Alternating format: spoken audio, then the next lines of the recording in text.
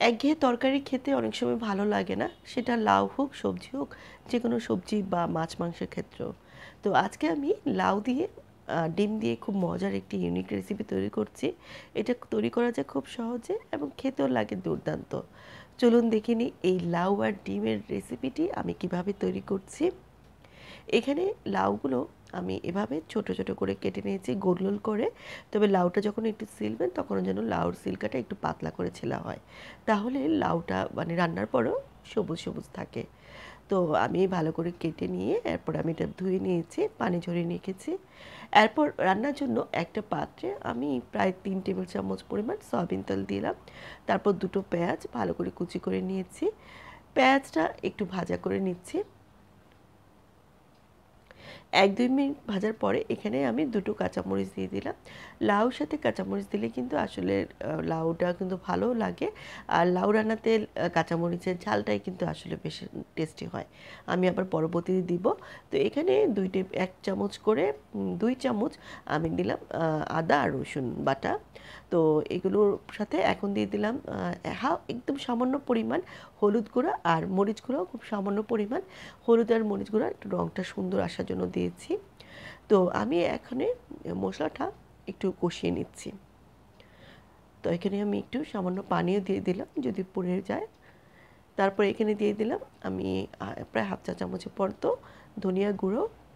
ধনিয়া গুঁড়ো দেওয়ার পরও আমি আবার একটু ভালো করে কষিয়ে নেওয়ার পরে আবার একটু পানি দিয়ে নিচ্ছি। তো অল্প অল্প পানি দিয়ে কষানোর পরে এখানে যে লাউগুলো কেটে রেখেছিলাম সেটা দিয়ে দিলাম। তো অল্প একটু পানিতে লাউগুলো দেওয়ার উদ্দেশ্য হচ্ছে যে একদম অনেক সময় লাউ থেকে কিন্তু নিজস্ব পানি উঠে। তো লাউটার সাথে এই মশলা মিক্সিংটা একটু ভালো করে দিয়ে দিলাম। আসলে অনেক সময় লাউতে যদি এক্সট্রা পানি দেওয়া হয় তাহলে কিন্তু লাউটা বেশি পানসে হয়ে যায়। তো আমি এখানে যদি সিদ্ধ না জন্য পানি লাগে তাহলে আমি পানি দেব। তো আমি প্রায় 4-5 মিনিট পরে দেখেন আমি দেখলাম যে এই যে লাউটা সেটা কিন্তু ভালোই একটু নরম হয়ে গিয়েছে, কিন্তু সিদ্ধ হয়নি। তো সিদ্ধ হওয়ার জন্য এখানে আমি একটু পানি দিব, প্রায় হাফ কাপের মতো আমি একটু পানি দিয়ে দিলাম। আপনারা পরিমাণ মতো আপনারা পানি দিবেন, কিন্তু অনেক সময় লাউ থেকে প্রচুর পানি ওঠে, সেক্ষেত্রে আর পানি দেওয়ার দরকার নেই। তো লাউটা সেখানে সিদ্ধ হতে থাক। এখানে একটা ডিম আমি ভেঙে নিলাম। ডিম দিয়ে ডিমের সাথে আমি এখন একটু লবণ দিয়ে নিলাম। তো ভালো করে ফেটিয়ে নিচ্ছি।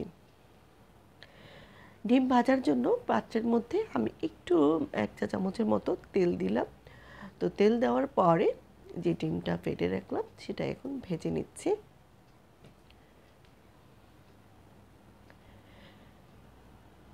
তো ডিমটা একটু নরম থাকা অবস্থায় আমি এটা উল্টিয়ে নিচ্ছি। যেহেতু আমাদের লাউটা অল্প নিয়েছি তাই আমাদের ডিমের পরিমাণ আমি অল্প করে নিচ্ছি। চাইলে আপনারা আরও বেশি ডিম দিয়ে এটা লাউ ডিম দিয়ে রান্না করতে পারেন। তো এখন আমি ছোট ছোট করে পিস করে কেটে নিচ্ছি। তো এভাবে ছোট ছোট পিস করে কেটে নিচ্ছে। তারপর যে লাউটা রান্না করলাম সেখানে আমি দেখলাম যে লাউটা কিন্তু একদম ভালো সিদ্ধ হয়ে গিয়েছে। তো এই অবস্থায় আমি যে ডিমটা কেটে রেখেছি সেটা দিয়ে দিলাম। তো ডিমটা লাউর সাথে একটু ভালো করে উল্টিয়ে পাল্টিয়ে মিশিয়ে নিচ্ছি। আর লাউটাও একদম একটু ভালো করে সিদ্ধ হবে। তো এখানে আমি আবারও 3টি কাঁচামরিচ দিলাম, একটু কাঁচামরিচের মাঝখানে একটু ফেলে দিলাম। তো মাঝখানে একটু কেটে দিলে তো ঝালটা বের হয়। তারপর এখানে আমি প্রায় 3-4 মিনিটের জন্য আবারও ঢাকা দিয়ে রাখবো। 3-4 মিনিট পরে দেখেন আপনারা চেহারা দেখে বুঝতে পারছেন রান্নাটা কিন্তু একদম হয়ে গিয়েছে। তারপর এখানে দিয়ে দিলাম ধনেপাতা কুচি। ধনেপাতা কুচি দেওয়ার পরও আবার আমি একটু নেড়ে দিচ্ছি। আমার এখানে আমি ঝোলটা আর বেশি রাখবো না, এটা একটা মাখা মাখা ঝোল হয়েছে। তো এখন আমি চুলাটা বন্ধ করে এটা ঢাকা দিয়ে রাখবো 3-4 মিনিটের মতো।